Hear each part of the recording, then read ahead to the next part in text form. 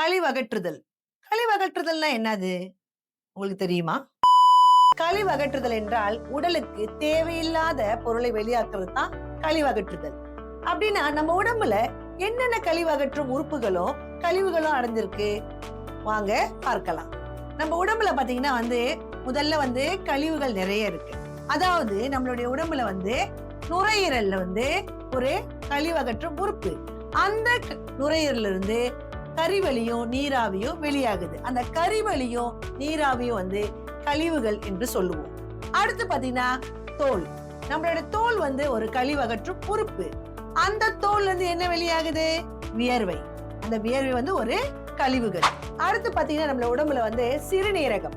சிறுநீரகம் நம்மளுடைய உடம்புல ஒரு கழிவகற்றும் உறுப்பு தான். அந்த சிறுநீரகத்துல என்ன வெளியாகுதுன்னா சிறுநீர் வெளியாகுது. ஓகேங்களா? இதுதான் நம்ம உடம்புல இருக்கின்ற கழிவுகள். அப்ப ஒரு மனிதர் கண்டிப்பா கழிவுகளை அன்றாடம் அகற்ற வேண்டும். அப்படி அகற்றாவிட்டால் நிறைய பாதிப்புகள் நமக்கு வந்து சேரும். மேலும் இது போன்ற தகவல் உங்களுக்கு தெரியணுமா? எங்களுடன் இணைய மறந்துடாதீங்க.